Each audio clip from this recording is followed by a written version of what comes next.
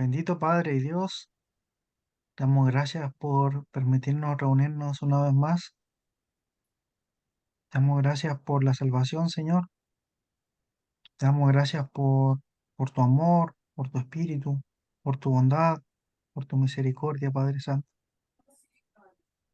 Esto lo hacemos por medio del Señor Jesucristo y te rogamos por las almas que están sin Cristo, los creyentes nuevos, los que se están acercando a ti para que estos videos les puedan servir, nos puedan servir también, Señor, a, a todos los que queremos saber más acerca de ti, oh Dios, comprenderte mejor, vivir tu palabra.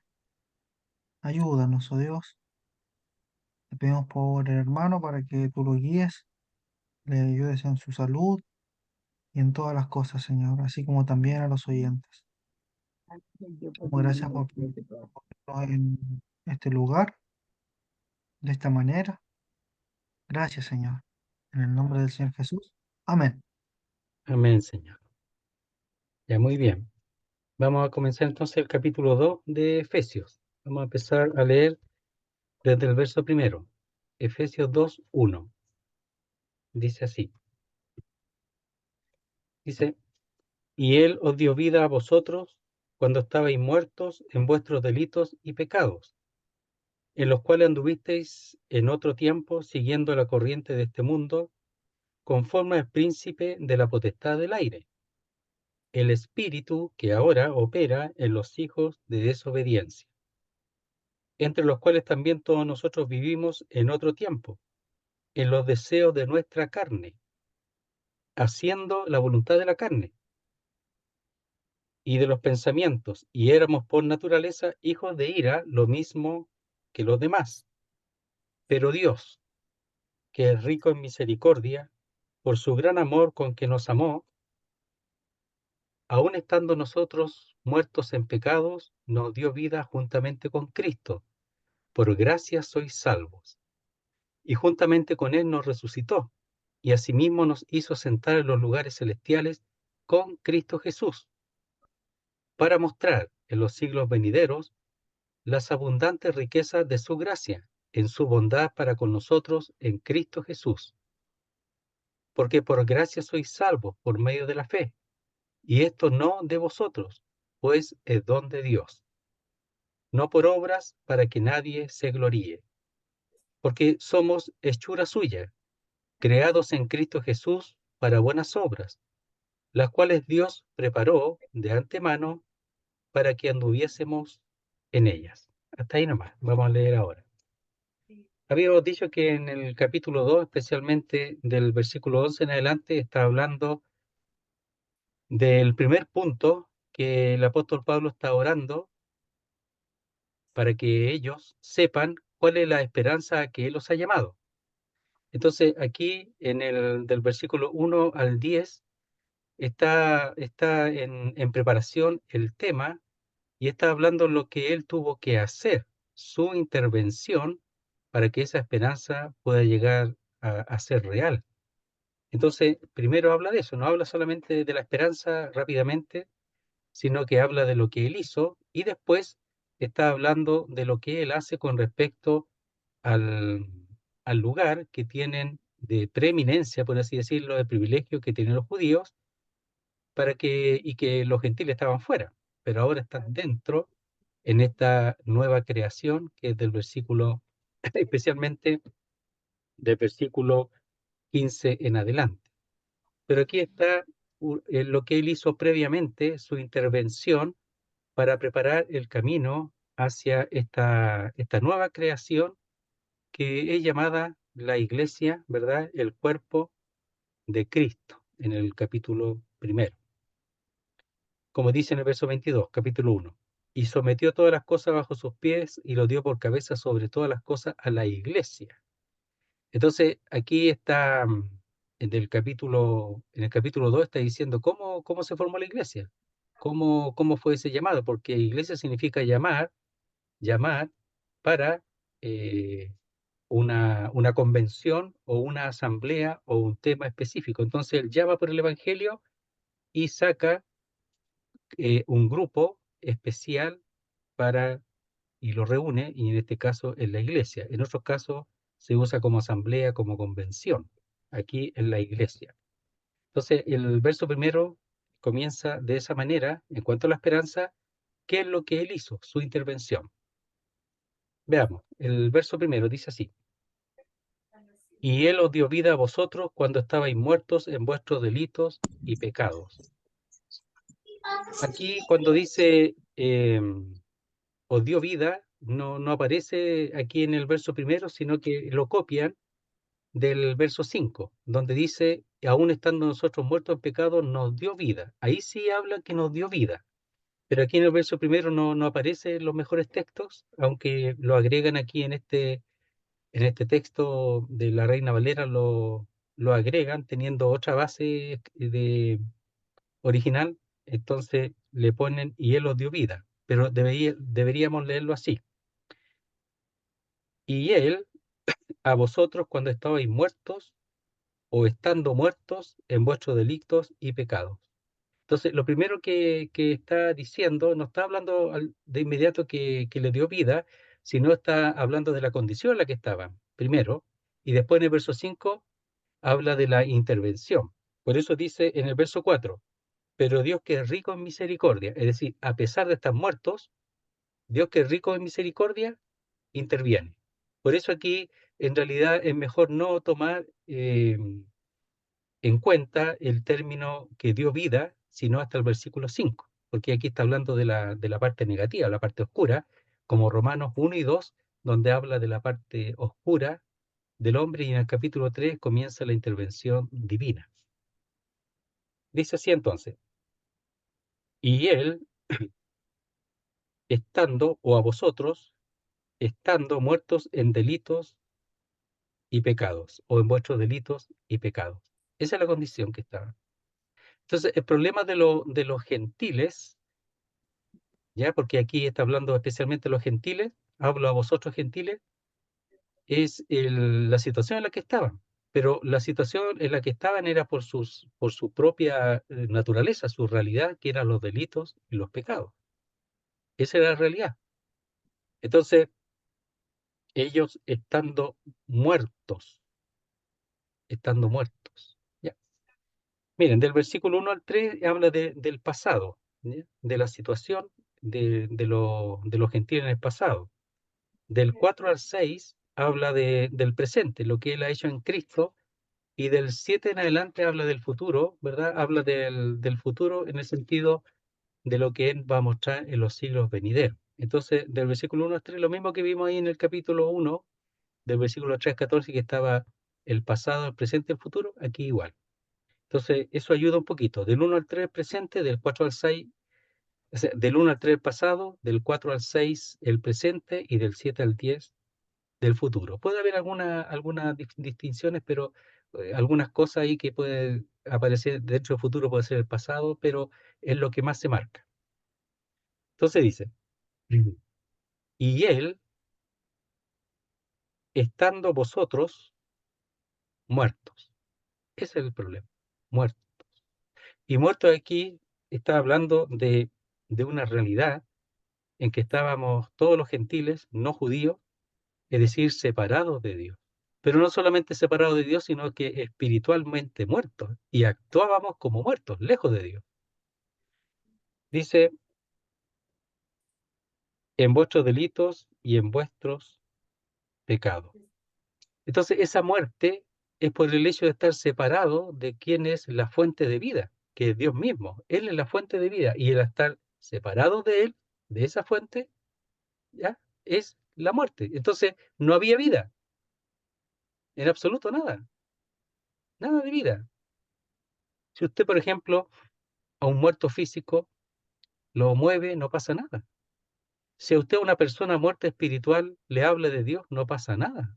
No responde nada, porque está muerto a Dios. Por eso que el Evangelio es una obra divina a través de los creyentes, es una obra divina hacia los que están muertos. O sea, Dios solamente puede hacer algo, nosotros no, porque nosotros le podemos hablar 1000 veces y no pasa nada. Es como si estuviera pellizcando un muerto, como si estuviera removiendo un muerto. No pasa nada. Esa es la realidad en la que estamos nosotros. Entonces, en ese punto nosotros podemos ver la tremenda obra de Dios, cómo Dios hizo su obra, cómo Él nos llamó, cómo Él a los gentiles los buscó, porque el gentil no busca a Dios, sino que Dios busca al gentil, cómo lo buscó hasta hallarlo, cómo lo hizo. Un muerto, que no tenía ninguna respuesta con respecto a Dios, tenía sus propios dioses, sus propios pensamientos, pero aquí la muerte, lo que caracteriza al muerto son los delitos y los pecados. Entonces, veamos los delitos primero. Los delitos es la misma palabra transgresión. Entonces, es desviación de la senda recta, son ofensas, es un tropiezo por el camino. Entonces, cuando dice delitos y pecados, está ordenado. O sea, el hecho de no tener en cuenta a Dios, el hecho de no tener en cuenta la ley de Dios, el hecho de no tener en cuenta la palabra de Dios, eso, el hecho de tropezar con las cosas de Dios, que Dios habla a través de su palabra, y el hombre no le hace caso, tropieza con eso lo lleva a los pecados. Entonces está ordenado. El hecho de no obedecer a Dios y su palabra lleva a una vida, por consecuencia, lejos de Dios, lejos de Dios. Y esos son los pecados. Los pecados son los pensamientos, acciones, palabras que son contrarios al carácter y voluntad de Dios, porque no se teme a Dios. Entonces, como es transgresor, como no tiene ni una intención de buscar a Dios, ni una intención de obedecer qué es lo que Dios dice para llevarlo a cabo, no tiene ni una intención, nada, igual que los judíos en muchos casos, nada. Entonces, ¿qué hace? Dijimos que sus pensamientos, sus acciones, sus palabras son contrarios al carácter y voluntad de Dios, por lo mismo. Entonces, delitos y pecados está ordenado. El no, el tropezar con respecto a la ley lleva a que uno viva lejos de Dios en todo su ser, sus pensamientos, sus acciones, sus actos, la voluntad, todo está afectada porque no se ha establecido en la ley y en la palabra de Dios. Y esas son las ofensas, los delitos, las transgresiones. Entonces, dice, y él, a vosotros, estando muertos, es decir, separados de Dios, separados de la fuente, que es la que da la vida, ¿verdad? En él estaba la vida y la vida era la luz de los hombres, en cuanto a Jesucristo dice allá en Juan. Entonces, dice, en vuestros delitos y pecados. Entonces está aquí hablando de un estado, de una condición pasada. Esa era la condición, terrible, que es la actual de aquellos que se mantienen todavía sin Cristo. Pero esta era la condición de los gentiles. Es decir, está hablando aquí de la intervención divina, de la obra divina antes de tener o estar establecido la esperanza, que es lo que está tratando en el capítulo 2. Entonces dice, en los cuales, ¿en qué cosa? Delitos y pecados, especialmente pecados, ¿ya? En los cuales anduvisteis en otro tiempo.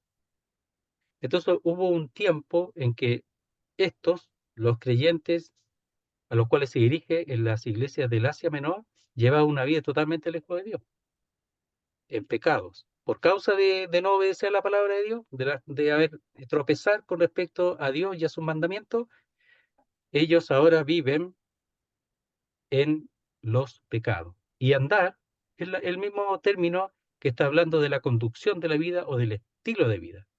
Dice, en los cuales anduvisteis. Y eso debería quedar ahí, po, en el pasado, no ahora. En el pasado, no andar en eso ahora. Si aquí está hablando como algo pasado. Y del versículo 4 habla del presente donde Dios interviene. Pero Dios, que es rico en misericordia. Dice, anduvisteis en otro tiempo. Ahí debería quedar nomás, po.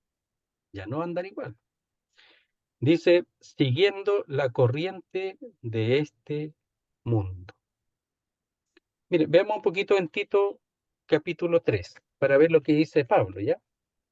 Con respecto al pasado. Tito 3 del versículo 3 en adelante. Dice así, Tito 3:3. Porque nosotros también éramos en otro tiempo insensatos, rebeldes, extraviados, esclavos de concupiscencia, de todo deseo desordenado, de todo género de pasiones, y deleite o placeres diversos, viviendo en malicia, en envidia, aborrecibles y aborreciéndonos unos a otros. Pero cuando se manifestó la bondad de Dios nuestro Salvador y su amor para con los hombres, nos salvó, no por obra de justicia que nosotros hubiéramos hecho, era imposible. Si está totalmente lejos de Dios, sin vida, imposible que hiciera algún acto de justicia, sino por su misericordia, por el lavamiento de la regeneración y por la renovación del Espíritu Santo. Tito 3:3 va bastante acorde con lo que pasa aquí.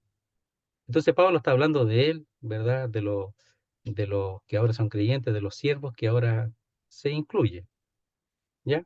Pero aquí no, aquí está hablando de los gentiles, él no es gentil, él es judío, entonces está hablando de la realidad de los gentiles. Verso primero, y él a vosotros estando o cuando estabais muertos en vuestros delitos y pecados, en los cuales anduvisteis en otro tiempo. Eso es lo que les caracterizaba a los pecados, siguiendo la corriente de este mundo. Entonces, ustedes saben que en el mar, por ejemplo, hay corrientes subterráneas, ¿ya? Y pareciera que la vida del creyente es parecida, que si uno se hunde en este mundo, las corrientes subterráneas lo llevan para donde quiera. Por eso que es peligroso el mar, especialmente adentro, es peligroso. No es tan quieto, arriba es quieto, pero abajo no es tan quieto. Llevan corrientes, distintas corrientes y fuertes. Entonces dice, siguiendo la corriente de este mundo. Este mundo tiene una corriente.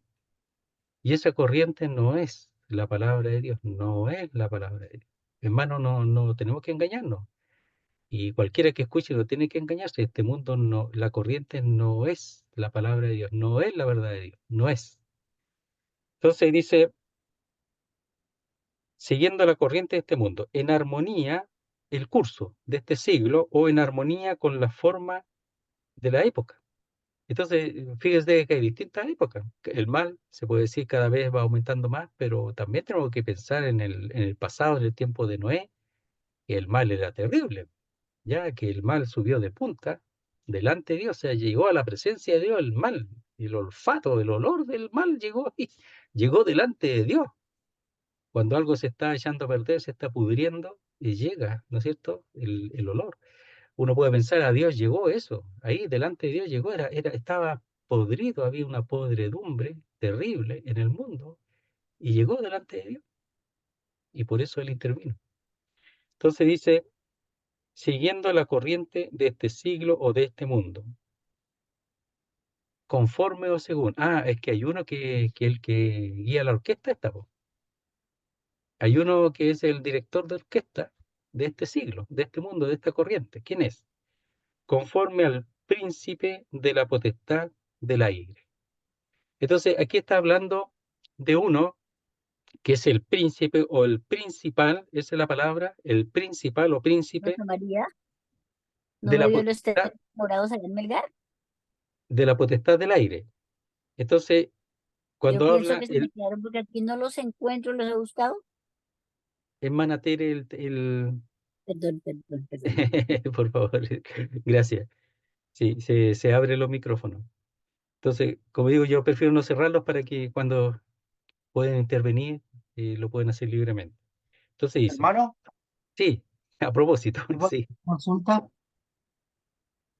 Cuando que yo en la palabra veo que dice resistid al enemigo, dice. sí. Entonces, quería aprovechar de preguntarle con respecto a la lucha contra el príncipe de la potestad del aire y sus huestes. No sé si estoy muy fuera de contexto. Di nomás, no hay problema, di nomás. Uno puede como, entiendo que el Señor oró en algún momento y dijo, no te pido que los quites del mundo, sino que los libres del maligno.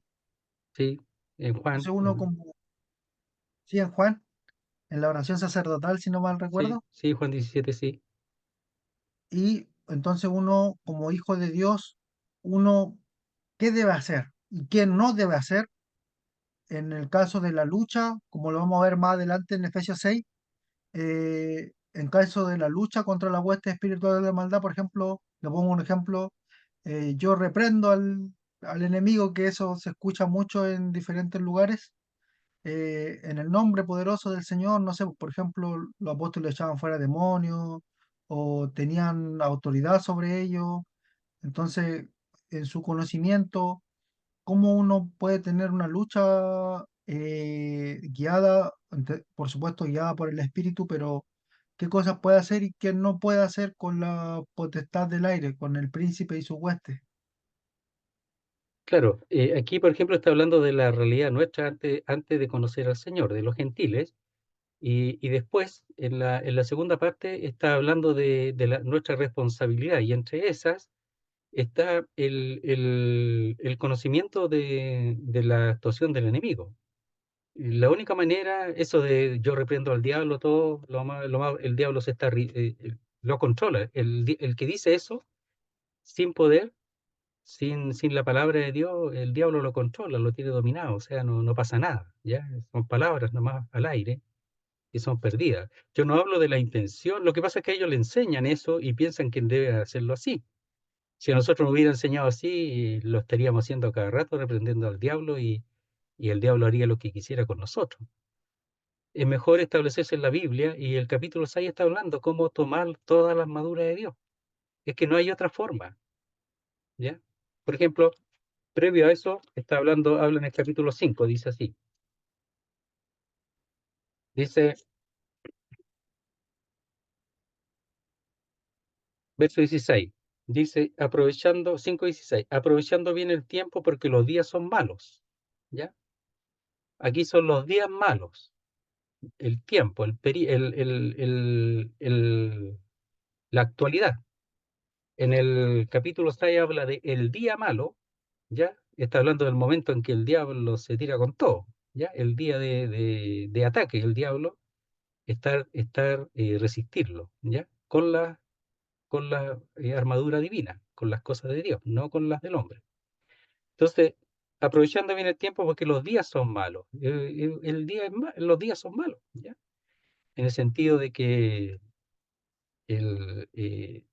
la palabra de Dios es la que tiene que brillar en un mundo de maldad.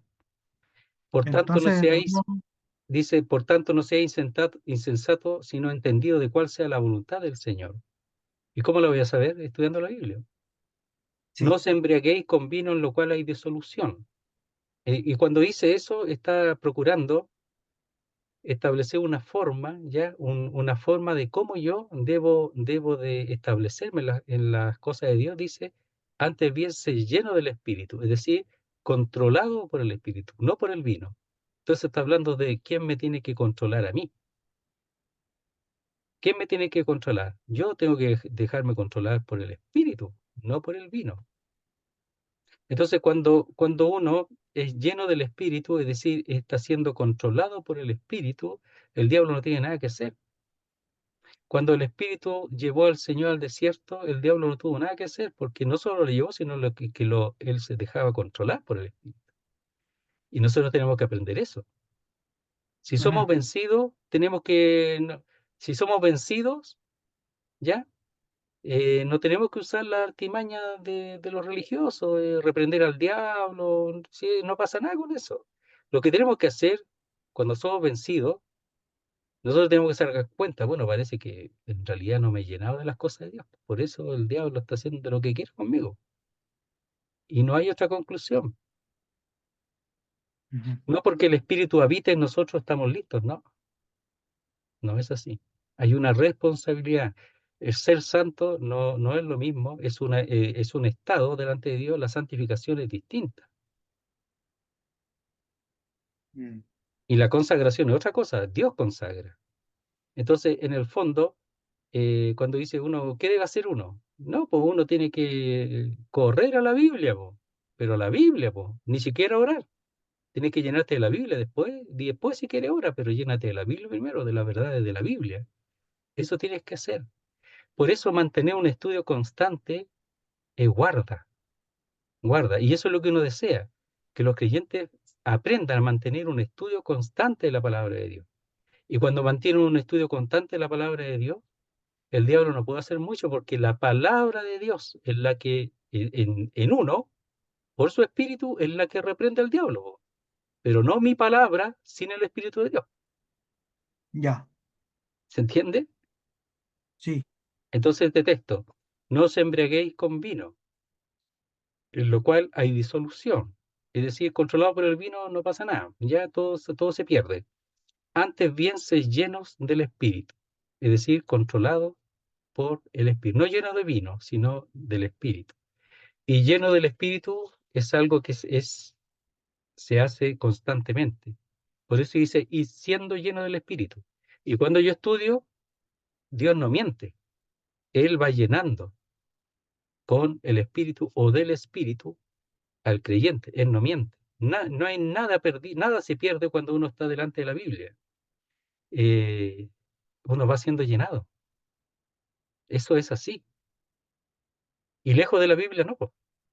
Uno está expuesto al diablo, que es terriblemente poderoso y que nosotros no podemos vencerlo. Por eso que dicen yo pisoteo al diablo y dice el diablo está bajo mis pies, son palabras nomás, pues, si no pasa nada, pues. Son puras palabras nomás. Porque el que vence al diablo es el Señor, no nosotros. Y nosotros, estando llenos del Señor, somos victoriosos. Pero sin estar lleno del Señor y de su palabra, no hay victoria, imposible. Entonces, Efesios es muy importante en ese punto, el capítulo 5 y el capítulo 6, donde viene después la armadura, y tenemos que entender que todo eso es lo que pertenece a Dios y que nosotros tenemos que, los instrumentos que Dios nos ha dado, entre eso la palabra de Dios, ¿verdad? La oración, pero son instrumentos de Dios que nosotros tenemos que aprender a usarlos bien. Sí, sí, hermano, muchas gracias. ya. Entonces estamos. Verso 2, en los cuales anduviste en otro tiempo, siguiendo la corriente de este mundo conforme al príncipe de la potestad del aire. Ahora, ¿de qué aire? Lo más probable es que sea la atmósfera nuestra, en donde están no solo el diablo, porque es imposible para el diablo hacer toda la función porque no es omnipresente ni omnisciente, pero sí tiene a sus huestes, ¿verdad? La tercera parte de los ángeles, que son los demonios, que pasaron a ser demonios, y que les sirven. Entonces sí, a ellos los controla y ellos están en todo lugar. Pero el diablo en sí mismo no está en todo lugar. Entonces, conforme al príncipe de la potestad del aire. O sea, antes lo que hacíamos era seguir al diablo conforme, según, de acuerdo a lo que él decía, a lo que él guiaba. Entonces, eso éramos antes. Eso está diciendo aquí. Por supuesto, estos son ahora los que no son del Señor, y es triste, pero esto éramos antes, sin esperanza y sin Dios en el mundo. Dice, el espíritu que ahora opera en los hijos de desobediencia. ¿Ya? Entonces, sigue operando, pero no en los que ya no son suyos, en los que antes estaban allí bajo ese régimen o bajo esa corriente o bajo ese curso o siglo. ¿Ya? El tiempo. Los tiempos van cambiando, pero el diablo sigue operando y va tratando de meter nuevas cosas, ¿verdad? Va creando nuevas cosas. Por eso el mundo, aunque el mundo es en la tierra en descanso, él cada vez va eh, poniendo cosas nuevas para el hombre tenerlo ocupado. Entonces usted siempre va a salir algo nuevo. iPod 1, 2, 3, 4, después a llegar al 500 porque tiene que haber algo nuevo para tener a la gente ocupada porque la gente se aburre con algo. Entonces el diablo ya le tiene que preparar cosas nuevas y usa a todas las personas para eso, a los que son suyos. Cosas nuevas, modas nuevas, look nuevo. Todas esas cosas son del diablo. Si nosotros no necesitamos nada de eso, pero el diablo sí necesita de eso para mantener a la gente ocupada y para que no busque a Dios. Entonces, todo ese mundo que la palabra mundo es como viene de cosmetología, que es algo ordenado, ¿verdad? En descanso, pero la corriente del siglo es lo que va variando y cambiando en el tiempo, y eso lo controla el diablo también. Entonces dice, el espíritu que ahora opera, y esa palabra es con energía, ejerce energía, es decir, él tiene poder para hacerlo, en los hijos de desobediencia. Entonces, los hijos de desobediencia son aquellos que vienen de los que son desobedientes. O sea, es la generación que ha venido de la desobediencia misma. Y son aquellos que resisten de manera obstinada la voluntad de Dios. Entonces, los que son desobedientes siguen siendo desobedientes. Y sus padres son desobedientes, etc. Pero cuando dice hijo de desobediencia, se puede decir que ellos son un engendro. Por ejemplo, a los judíos le dice engendro de víbora. ¿Quién nos enseñó, verdad, a huir de la ira venidera? Engendro de víboras. ¿Y quiénes son las víboras? Bueno, ¿serán los padres? O simplemente que ellos toman el carácter de las víboras. Entonces ellos quieren atrapar, ¿verdad? Devorar solamente, pero sin ningún interés de volverse a las cosas que estaba haciendo Juan allí respecto al bautismo, a las cosas de Dios. Entonces, el espíritu que ahora opera en los hijos de desobediencia, ¿será porque los padres son desobedientes? ¿O ellos mismos se puede decir que son engendro de la desobediencia? O sea, son la desobediencia misma. Todo eso es cierto. Mire, veamos Juan 2:61 con respecto al príncipe de la potestad del aire, que el mismo Señor, entiendo, lo menciona. Juan 12:31.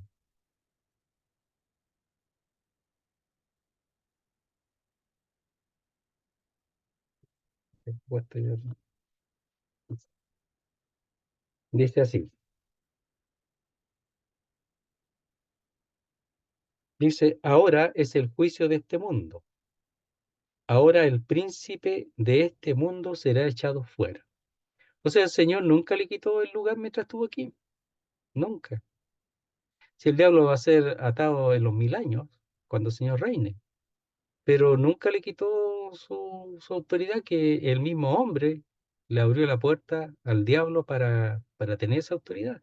El mismo hombre lo entronizó al diablo cuando pecó y le obedeció. Entonces dice, ahora es el juicio de este mundo, ahora el príncipe de este mundo será echado fuera, porque pronto el Señor iba a morir en la cruz y lo iba a vencer en la cruz. Y lo venció. Lo que pasa es que todavía está operativo, pero está vencido. Al final, el diablo será echado al lago de fuego. Entonces dice, y Juan 3:19, con respecto a la desobediencia.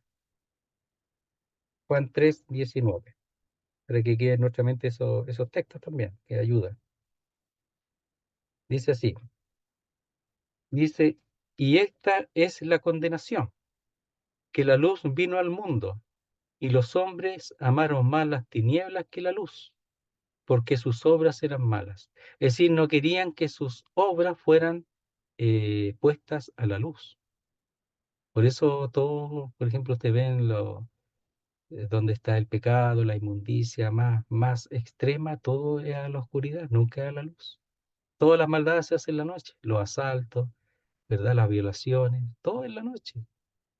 La, el uso de la droga, la prostitución, todo en la noche. Las orgías, todo son en la noche. Porque ellos odian la luz, ellos aman la oscuridad, ¿ya? Como su padre, como el diablo, el príncipe de las tinieblas. Ellos aman la oscuridad, no la luz. Entonces dice, y esta es la condenación, que la luz vino al mundo y los hombres amaron más las tinieblas que la luz, porque sus obras eran malas. Y esto éramos nosotros. Sin Cristo éramos esto, exactamente lo mismo. Lo leo de nuevo, dice, en los cuales anduvisteis, ya como conducción de vida en otro tiempo, siguiendo la corriente de este mundo, el curso de este siglo, conforme al príncipe de la potestad del aire. O sea, no es que no tuviera un conductor, tiene un conductor y ese es el diablo. La gente no se da cuenta que el diablo está dirigiendo y que ellos están así en el barco que el diablo dirige. Pero solo Dios puede abrir los ojos. Y lo hizo con nosotros. Y lo hizo aquí con los gentiles, a los cuales escribe, pero le está expresando la situación antigua.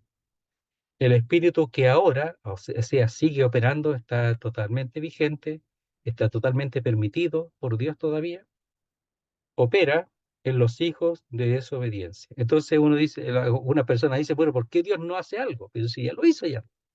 Pero ¿por qué Dios no interviene? Pero si ya intervino ya. ¿Cómo intervino? Bueno, enviando a su hijo a morir en la cruz del Calvario. Ahí venció al diablo. O sea, los que oyen la palabra de Dios y responden a la palabra de Dios, ellos vencen al diablo. Si el diablo está vencido. El problema es que no quieren dejar el pecado. Ese es el problema. Porque dice, ¿por qué Dios no hace algo? ¿Por qué no arregla el mundo? Pero si Dios ya lo hizo, hace 2000 años ya intervino totalmente.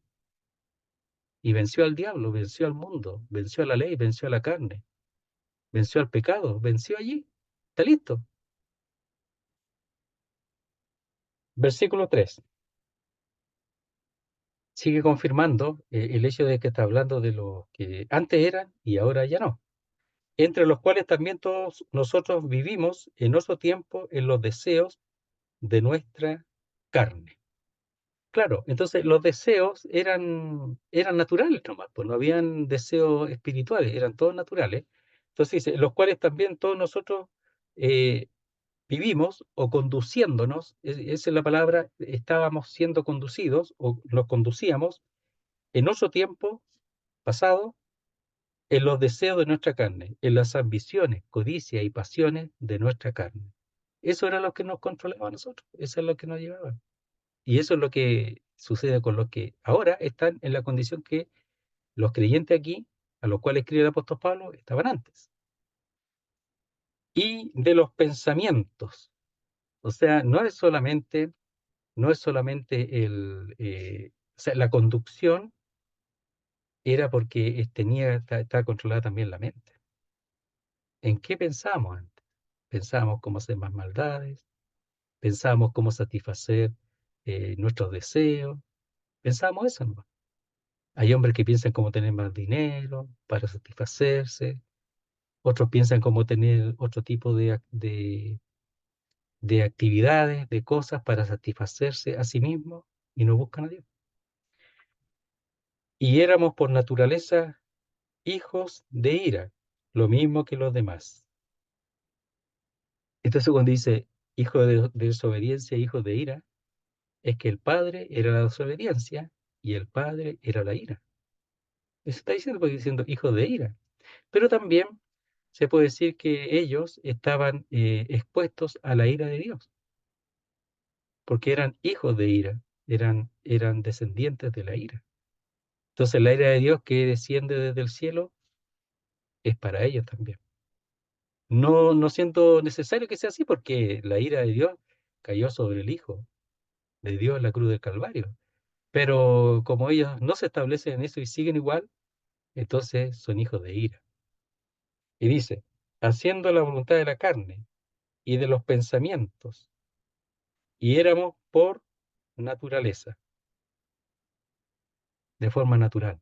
Y esa palabra se puede traducir también por lo que a nosotros respecta, es decir, por naturaleza, lo que éramos. También lo que éramos por nosotros mismos, en contraste con lo que recibe o puede recibir de afuera. Entonces había un asunto interno propio del hombre por naturaleza, por causa del pecado, etcétera, y por causa de la desobediencia, hijos de ira. Y decir, eso es lo que éramos internamente, sin ninguna intervención externa hasta el momento. Hijos de ira, merecedores de la ira. Y de ahí nos libró Dios. Pero hay otros que están ahí todavía. Y para eso estamos nosotros. Para eso el Señor nos ha dejado para dar a conocer su nombre, para que aquellos que están bajo esa condición puedan ser librados de esa condición. Dice lo mismo que los demás. Entonces, todos los hombres en la misma condición. Todos los hombres transgresores y pecadores. todos los hombres conduciéndose así, bajo el poder del diablo, su corriente, bajo su intervención, ¿verdad? De manera solapada, pero porque el hombre le dio lugar al diablo, hasta el día de hoy. Entonces dice, verso 3, entre los cuales también todos nosotros vivimos, es decir, Pablo se incluye, en otro tiempo, en los deseos de nuestra carne, haciendo la voluntad de la carne y de los pensamientos, sin Dios. Y éramos por naturaleza, es decir, en forma propia, por nosotros mismos, hijos de ira, lo mismo que los demás. Es decir, merecedores de la ira, por ser hijos de desobediencia, también desobedientes, merecedores de la ira. Lo mismo que los demás, es decir, la ira va a caer sobre todo aquellos que no se acojan al Hijo de Dios, a Dios mismo a través del Hijo. Verso 4. Y aquí está el presente, la intervención externa, cómo de afuera viene la ayuda. Y vino a los que están ahora aquí en las iglesias en el Asia Menor. Pero Dios, que es rico en misericordia, por su gran amor con que nos amó. Entonces viene la intervención divina. Por naturaleza, por nosotros mismos, hijos de ira, lo mismo que los demás. Pero ahora está la intervención divina. Dice, pero Dios, que es rico en misericordia. Es decir, está describiendo a Dios. ¿Cuál es la descripción? Que Él es rico en misericordia, o sea, tiene misericordia para regalar, para dar. Y esa misericordia es la compasión.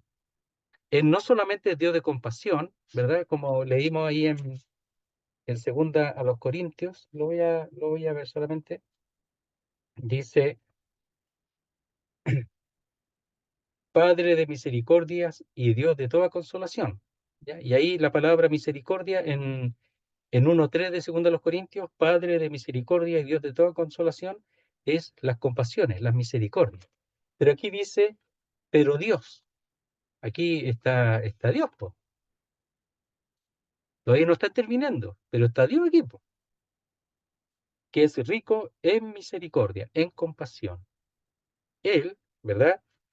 Su ser, en su ser, Él es rico en compasión.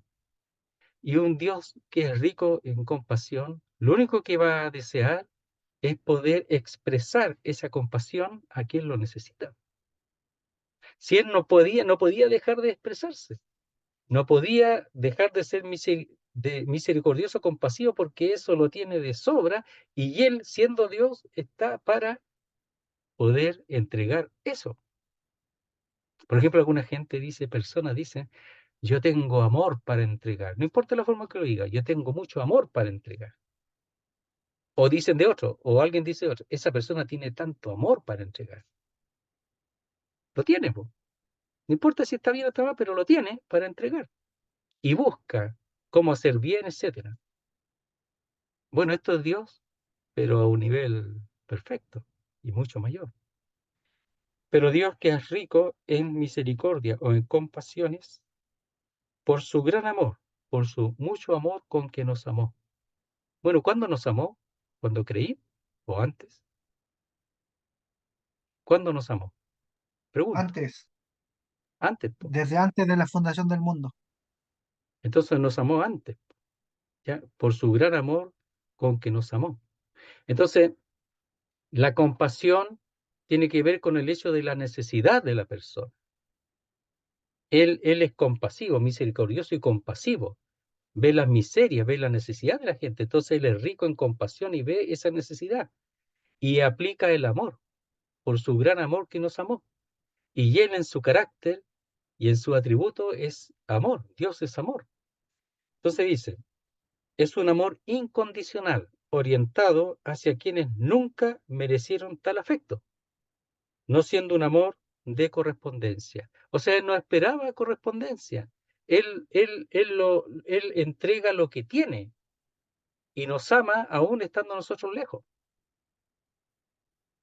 Y si eso no existiera, creo, hermano, estaríamos todos perdidos. Y los creyentes del Asia Menor, de las iglesias del Asia Menor, estarían todos perdidos también. Todos perdidos. Entonces dice, pero Dios, intervención divina, que es rico en misericordia, dice, por su gran amor con que nos amó. Entonces es ese amor incondicional que se entrega porque Él es amor, ¿verdad? Y por eso tiene compasión de la necesidad de las personas y no espera nada, no espera nada. Por supuesto, después apela a la obediencia para el bien de aquellos que recibieron su amor, para que su vida sea distinta, para que su vida sea apartada, para que su vida sea útil para Dios en este mundo. Pero Él lo entrega de manera incondicional. Entonces dice, verso 5, aún estando nosotros muertos en pecados, nos dio vida. Ahora sí, ahí sí que habla de que nos dio vida. Juntamente con Cristo, por gracia sois salvos. Entonces, este Dios que es rico en compasiones o en misericordia, por su gran amor, dice, por su amor, por su gran amor o mucho amor, con que nos amó, aun estando nosotros muertos en pecados, nos dio vida juntamente con Cristo, por gracia sois salvos. Entonces, Él, al ver la situación del hombre que estaba muerto, ¿qué necesitaba el hombre que estaba muerto? Vida. Entonces Él proveyó justamente lo que el hombre necesitaba, vida. Eso es lo primero. Entonces, por ejemplo, cuando hay alguien enfermo, ¿verdad? Y no sé, es diabético y le da un paro o algo así, primero tiene que arreglar, primero tiene que establecerlo, ponerle no sé, por lo relacionado con la diabetes, establecerlo, su corazón, que funcione bien, que esté estable. Primero eso, después vemos lo Es la demás. llave acá. Primero salvarlo, después lo demás. Entonces, ¿qué es lo que vio él? Que el hombre estaba muerto. Por supuesto, por los delitos, el hecho de estar lejos de Dios. Entonces, él está muerto en sus delitos y pecados, por sus transgresiones, por no desear la voluntad de Dios, está en una vida totalmente apartada de Dios, lejos de Dios. Aquí en el verso 5 hay que agregar una conjunción que es y, es decir, por su, el cual es rico en misericordia y compasiones, por su gran amor con que nos amó, y aún estando nosotros muertos en pecado, aún estando en esa condición. Dice, nos dio vida juntamente con Cristo. Con Cristo. Entonces, en Juan dice que en él estaba la vida y la vida era la luz de los hombres. Es decir, cuando Cristo vino del cielo a la tierra y fue hecho hombre, es decir, el verbo hecho carne, trajo lo que el hombre necesitaba, lo que el gentil necesitaba, lo que los creyentes de aquí, de Asia Menor, y nosotros también incluidos, pero aquí está hablando de los creyentes a las iglesias del Asia Menor, que ahora sí tienen vida, trajo en Cristo desde el cielo, trajo lo que necesitaban, que era la vida. Si eso es lo que necesitaba, por eso en él estaba la vida, por eso Juan empieza así, que en él estaba la vida y la vida era la luz de los hombres. Entonces dice, y aún estando nosotros muertos en pecado. Y ahí cuando dice en pecados, es la palabra transgresiones, delitos. No es pecados como, porque vimos en el verso 1 que habla de delito y pecado. Aquí es la palabra delitos, no pecados, son las transgresiones. Es decir, estando muertos en pecado, es decir, sin ningún interés de obedecer a Dios, sin ningún interés de ponernos bajo la voluntad de Dios o la ley de Dios, la ley general, sin ningún deseo, dice, nos dio vida juntamente con Cristo. Es decir, fuera de Cristo no hay vida. Eso es imposible. Pero lo que está diciendo que estando en esa condición ahora les dio vida. Y esa vida la tienen porque ahora están unidos a Cristo. Por eso tienen vida, si no, no tendrían vida. Entonces lo que ellos tienen que entender que ahora están en una situación distinta. Tienen vida, pero esa vida la tienen por causa de estar unidos a Cristo. Si no, no la tendrían. Es la única manera. Mire, Colosenses 2:13.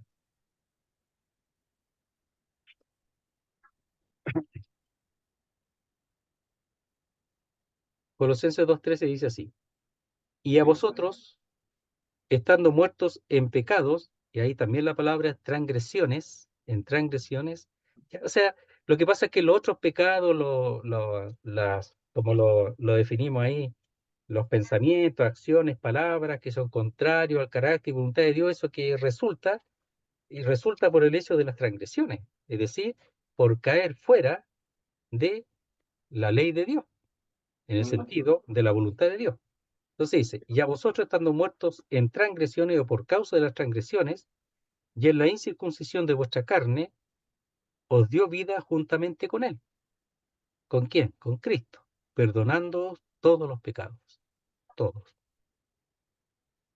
Y cuando dice pecados, en la misma palabra, faltas, delitos, transgresiones. Es decir, todas las cosas malas que hicieron los creyentes aquí de,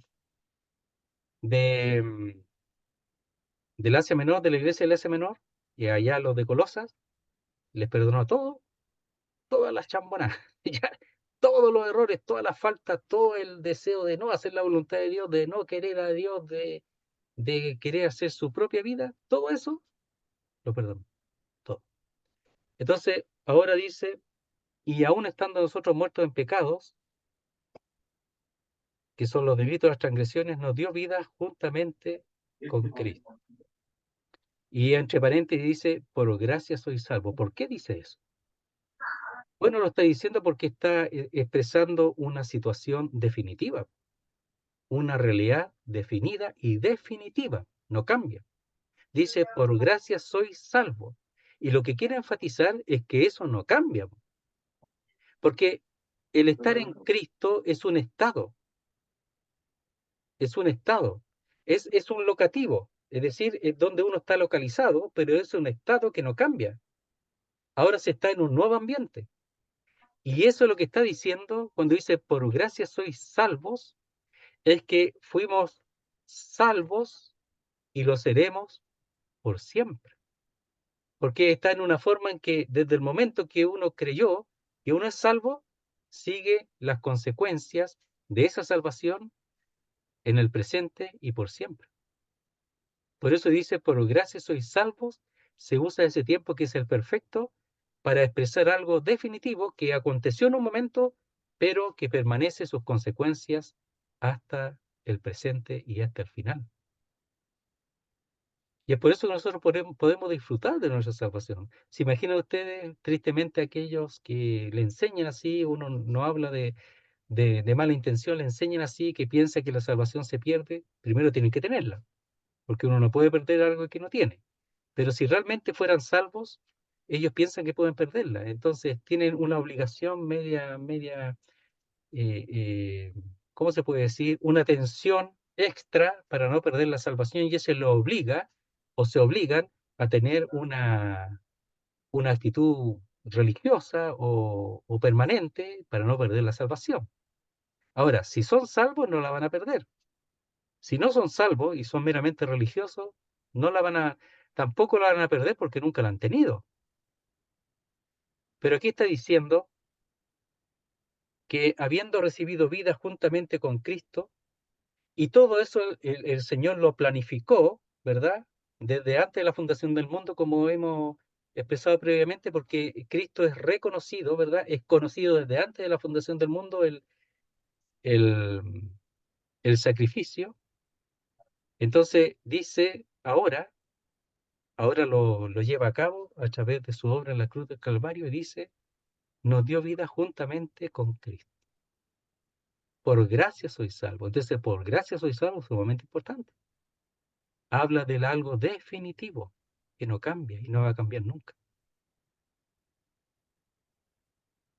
Y eso debería, en vez de hacernos, establecernos una vida cómoda, fácil, libre de toda ocupación o de responsabilidad, debería ser todo lo contrario. Todo lo contrario. Dios no usa argumentos para uno hacernos estar ahí, no, sino que Él lo que hace, nos dice la verdad, que somos salvos y que eso no cambia y que por esa causa Nuestra vida debería ser totalmente entregada al Señor y santificada al Señor, totalmente. No usa artimañas para tenernos ahí, como usan algunos religiosos, para tenerlo ahí a la gente firme. No es así. Es algo de voluntad, por gratitud y también por el hecho de lo que Él ha hecho a favor nuestro, estando muertos en delitos y pecados, no teniendo ni una posibilidad por nosotros mismos, porque éramos por naturaleza, es decir, dentro de nosotros mismos, por nosotros mismos, hijos de ira. Entonces tuvo que haber una intervención externa. Verso 6. Y juntamente con Él nos resucitó, es decir, en Él ya hemos sido resucitados. Y asimismo nos hizo sentar en los lugares celestiales con Cristo Jesús. ¿Ustedes piensan que un creyente que peque va a ser tirado del cielo para abajo? Estoy diciendo una tontera, pero ¿usted piensa que un creyente que falta, que peca, va a ser echado del cielo para abajo? ¿Que Dios miente? Entonces, así como el Señor realmente entregó su vida, realmente murió y realmente fue resucitado y elevado al cielo, así el creyente realmente ha sido totalmente perdonado. Y no solo eso, sino que ha sido resucitado. Y no solo eso, sino que ha sido sentado juntamente con Cristo en los lugares celestiales o en los celestiales. Entonces el Señor a nosotros nos ve ya en el cielo, a todos los que han creído, a todos los creyentes del Asia Menor, de las iglesias del Asia Menor, que han creído y tienen a Cristo y tienen una relación con el Señor en cuanto a la salvación, los ve totalmente establecidos allá en el cielo, en Cristo, en Él. Estamos todos nosotros. Mire, Colosenses 3.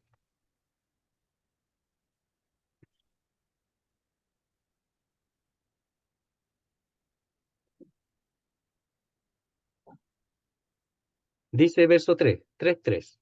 Porque habéis muerto y vuestra vida está escondida con Cristo en Dios. Y cuando dice que está escondida, es que está totalmente asegurada. Nadie la puede tocar.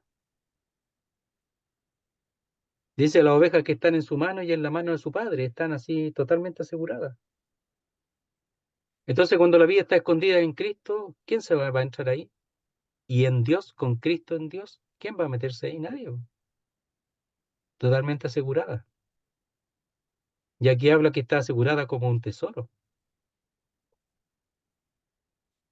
Dice, porque habéis muerto y vuestra vida está escondida con Cristo en Dios. ¿Cómo muerto y tener vida? Claro, muerto al pecado, muerto a la vida antigua. Pero ahora, renacidos a una vida nueva, y esta vida está escondida con Cristo en Dios. Y cuando dice escondida, la misma forma de cuando dice por gracia soy salvo, en un perfecto, que es algo que está totalmente, definitivamente hecho y que se va a mantener en el tiempo. O sea, estamos definitivamente escondidos en Cristo, con Cristo en Dios, definitivamente, y eso hasta el final. Nadie puede tocar al creyente. La vida que Dios ha dado la da para siempre. Nadie puede tocar. El creyente está asegurado en Él. Entonces, lo que está hablando en los primeros 10 versículos, está hablando de la intervención divina, lo que Él hizo para que ahora los creyentes del Asia Menor, ¿verdad? Y todos nosotros, por supuesto, a la vez, lo repito, eh, no establezcamos en un estado de esperanza, que antes no la teníamos, pero ahora sí. Solamente pareciera que, porque solamente los judíos tenían las promesas, los pactos, los gentiles, nada. Pero ahora los gentiles han entrado en esas promesas, en ese pacto, pero en no, y eso habla también de lo que hemos visto en Gálatas, no es necesario hacerse judío, sino el Señor ha hecho algo nuevo, distinto y definitivo, que es la iglesia. Entonces dice, verso 6, y juntamente con Él nos resucitó. Y asimismo nos hizo sentar en los lugares celestiales en Cristo Jesús. ¿Tú te ves sentado ahí con el Señor o no? ¿Lo meditas? ¿Lo consideras que estás sentado en Cristo? Porque Cristo está en el cielo. Está sentado a la diestra del Padre y nosotros estamos en Él. Es decir, Dios Padre nos ve en Él, sentados. ¿Te ves tú así? Eso es seguridad, po.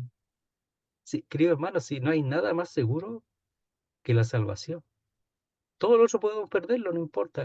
La vida misma, el dinero, la salud, la familia, el trabajo.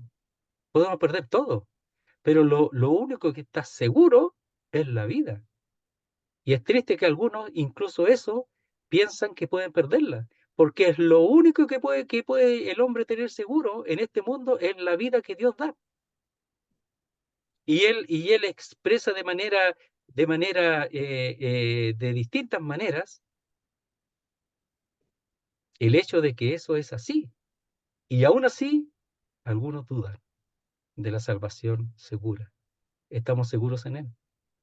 Entonces dice, juntamente con Él nos resucitó y asimismo nos hizo sentar en los lugares celestiales en Cristo Jesús. Entonces, la esperanza es totalmente segura, po. Vemos nuevamente, dice ahí en el verso 18 del capítulo 1. Alumbrando los ojos de vuestro entendimiento para que sepáis cuál es la esperanza a que Él os ha llamado. Aquí está, po. Aquí está primero estableciendo, poniendo los cimientos, las bases de donde nosotros tenemos la esperanza. Verso 7, me parece que va a ser lo último. Para mostrar en los siglos venideros las abundantes riquezas de su gracia en su bondad para con nosotros en Cristo Jesús. Entonces esa palabra mostrar es para demostrar, para revelar. Entonces, algunos lo ven de una manera, ¿ya? De que nosotros mismos somos aquellos que va a ser mostrado para la gloria de Dios. Pero también podemos ver que el Señor mismo nos va a mostrar a nosotros en los siglos venideros aquellas cosas que en estos momentos nosotros no tenemos toda la claridad. Es decir, cada vez va a ser nuevo. Siempre va a haber algo nuevo. Entonces podemos verlo de las dos formas. Dice, para mostrar a nosotros o para que nosotros seamos la muestra, cualquiera de las dos, en los siglos venideros, es decir, los que vienen, ¿ya? Los siglos venideros, los que vienen, y hemos dicho que cuando habla de esos siglos que vienen, son seguros, son ciertos. Las abundantes riquezas de su gracia. Y cuando hablo de la abundante riqueza, es la supereminente.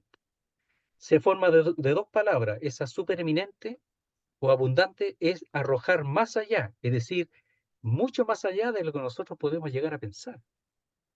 Esta es mucho más de lo que se pueda llegar a considerar. Por eso dice abundante o supereminente. Está lejos de nuestro pensamiento. Es arrojar más allá, arrojar lejos. Esa es la palabra. Dice, las abundantes, las que están más allá de la que nosotros podemos considerar, riquezas de su gracia. Y nuevamente aquí es singular. Lo vimos allá en el capítulo 1, en el verso 7, lo vimos en quien tenemos redención por su sangre, el perdón de pecados según la riqueza de su gracia. Aquí es singular también. Está hablando de todo lo que él tiene, de todo lo que él posee. Y dijimos que cuando se habla de la riqueza, se habla de poder. Entonces él tiene poder para llevar a cabo todas estas cosas, porque él es rico. Habla de la riqueza, de todo lo que él posee. Y él pone todo lo que él posee para el bien nuestro. Y hemos dicho que lo más caro él ha entregado que a su hijo, que es su hijo, le pertenece. Y él lo dio. Y si dice que se dio a su hijo, dice la Biblia, ¿cómo no nos dará con él también todas las cosas? El que no escatimone a su propio hijo, ¿cómo no nos dará con él también todas las cosas? Con el hijo, todas las cosas. Es decir, el hijo es lo más. Entonces, dice, para mostrar a los siglos venideros las abundantes riquezas de su gracia, o la abundante riqueza de su gracia. Y si lo pensamos como que nosotros somos los que vamos a ver eso, lo va a mostrar a nosotros, nosotros vamos a poder ver y cómo el Señor nos alcanzó, todo lo que Él hizo, todo lo que Él proveyó para nuestra salvación, si es que es así. en su bondad o benignidad para con nosotros en Cristo Jesús. Y por eso uno piensa que es para con nosotros, lo que Él va a mostrar a nosotros. Es decir, uno y cada uno. Nosotros vamos a ser también observadores. Oiga, lo más hermoso es que vamos a ver al Señor. ¿Sabías tú que lo vas a ver?